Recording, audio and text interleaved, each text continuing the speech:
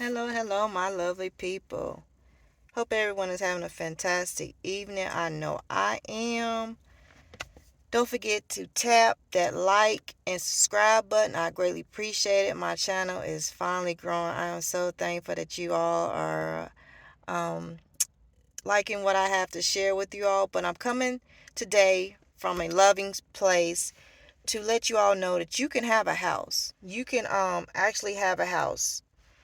Um, when you get that tax refund this year, use it wisely. I'm talking to all the people who are going to get a huge refund check this year, and you just already, putting the horse before the buggy, putting the horse before the cart, or however that go. I don't know, but I'm just trying to make it relatable, right?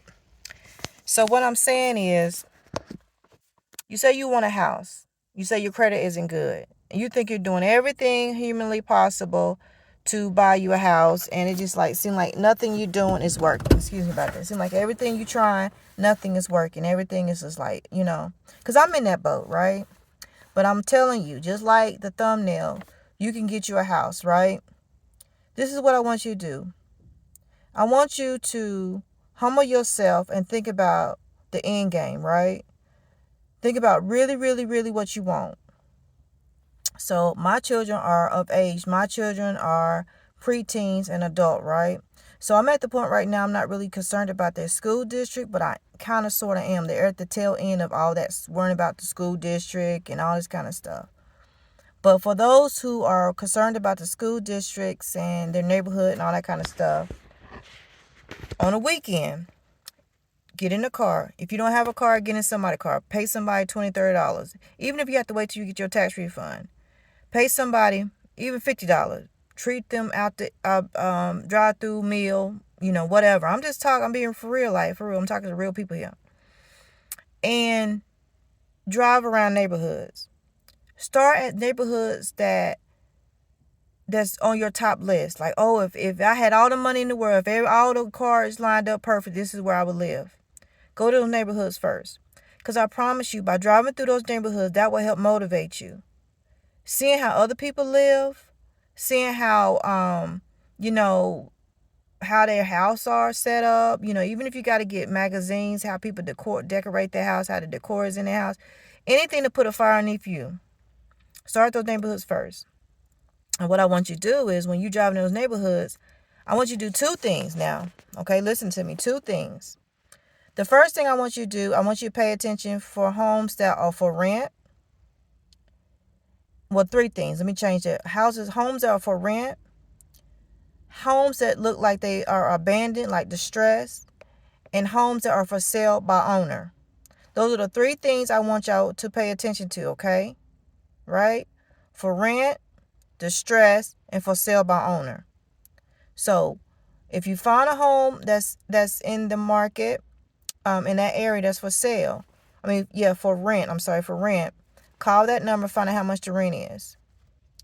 And if you do get in a home, or you do decide it's something that you can afford, ask them before you move forward, is there a possibility for you to buy that house? That's one way you can do owner financing, okay? That goes with number 3 too, the third option. The second option is the stress property. So when you're driving around these neighborhoods and you see a house that maybe look like it's distressed, the grass is overgrown, windows, blinds is tore up, stuff like that. Not just like a hoarder house, but you kind of can tell. Once you do this enough, you can kind of tell the difference between a hoarder house and a distressed house. I want you to get on Instagram or get on Facebook and find some wholesalers or find people that's in the real estate market who buy homes. This way, let me tell you let me give you this tip. This is one way, as you be a middleman, you be like a wholesaler, but you're not knowing you being a wholesaler. By linking this person house to someone who buy houses, you can make roughly anywhere between $5,000 to $20,000, $30,000. It all depends. That's a big lump of money that can help you buy you a house. Okay? So that's two options that you can try to get you in a house without worrying about pulling your credit and all this other kind of stuff going through the banks, okay? Now the third option is owner financing. Owner financing is seller for sale by owner. So say you driving around these nice neighborhoods and you see a house that says for sale by owner. You want to call that number on there. 9 out of 10, it is the owner, it's not a realtor. Call that person, ask them, look, I was driving by, seeing that you have a for sale by owner sign in your, property. Give them the name of the property, because sometimes they have multiple properties, sometimes they don't. And let them tell you. Now, don't get shocked by what they say, because they're going to ask for the full asking price. But ask them, would it be a possibility for you to pay something down and let them finance it to you? Sometimes, just sometimes, people don't be in a crunch to move. They think about it. They've already thought about these options, and they're open to it. That's one way you can get you a house. You can move into a house with your tax refund for $5,000 to $7,000 by doing seller financing for sale by owner. That means that the person who originally owned that house is going to let you pay them over a extended amount of time. They'll be the bank. You'll be making monthly payments to them. Now, I will always advise you to find your real estate attorney, not just any old type, not a criminal attorney, not lawsuit, not an accident attorney, a real estate attorney. Find a real estate attorney and let them do all your paperwork. Don't try to do this because, I've been doing this for long. I done bought me out. Don't. That ain't the time to go off people's word like that.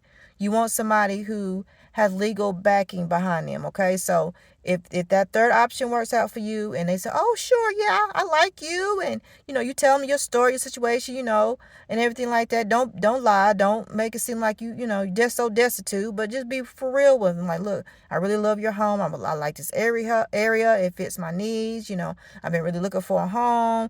This all I have, blase, blase, right? That's one way to get you in a house. So when y'all get that tax refund this year, use it wisely. Bump going out to the crab joints, the seafood joints, buying everybody stuff that you've been wanting to buy them all year. You want a house this year. If you really want a house this year, you're going to have to make it. You're going to have to make the sacrifice to put you in a house. Because trust me, once you take ownership of that house, you will be responsible to have repairs to that house. You will be responsible to make those payments to that homeowner or whoever you decide to, management company, property management company, whoever is over the payments to that house. You will still, and you can lose it just like you can any other property if you don't make payments. Okay, so that's just one to put that out there, because I know it's crunch time. The IRS is going to be opening up this week, and people are going to be getting them checks. And I already see Walmart, like, the parking lot is like crazy. I know Walmart Spark going to be jumping. I'm going to be right on in with it, delivering these orders, because people are going to be doing food delivery like ain't nothing, grocery delivery like nothing. And for you gig workers out there, this is the time to make y'all money, to add to that money to move into that house. If you want to buy new furniture, use your gig money to buy your new furniture. If you need, get your utilities turned on, transfer, use this gig money to do that. You know what I'm saying? That's just pointers. I live in the real world. I don't live in fantasy world. That's just what it is on this side. But if you want you a house in 2025, those are some of the options that you can take. Also call around to some rental companies and see if they even have any houses where the original owner is just tired of renting and they want to put it up for sale. Call some of those companies. You drive around, you see a rental company sign in the yard that they rent homes. Call them, say, well, you happen to have any homes that the owners are willing to sell or finance me? That's another way. That's another tip. If you want a home in 2025, you're going to have to really think outside the box, but you can do it. You can do it. I'm telling you, without worrying about your credit. Make sure that you get a real estate attorney behind it. I'm telling you. I'm not going into the appraisal. I'm not getting into all that. The real estate attorney can advise you and all that kind of stuff, okay? If you have to get you a fixer-upper and live somewhere else, move in with family members, and while you moving with family members, help them, contribute, whatever you can contribute. But while you fixing on your house, you living there and fixing on your house to move into. You know what I'm saying? So it's always ways to do it, because you got to think outside the box nowadays. My problem has been, I'm self-employed, and my taxes have been jacked up for years because of a particular company that I went to.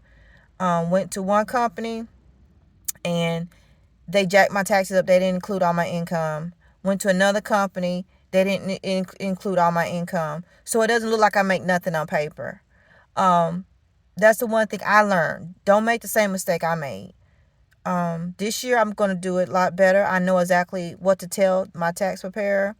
And but I'm not getting a house based off my credit. I'm not getting a house based off my tax refund returns. I'm not getting a house. I'm getting a house like the options that I told y'all.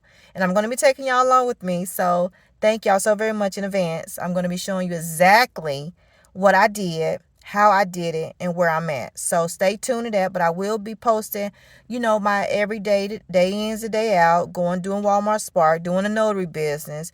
I just got approved for Whatnot, so look forward to that video. Me getting approved for Whatnot. I'm so excited. Like when Whatnot first came out, it was just like, oh my gosh. But anyway, that's not what this video about. It's about getting you a house in 2025 if you really want one. And you can. I believe in you and I trust that you can do it. You just got to think outside the box. And thanks for watching.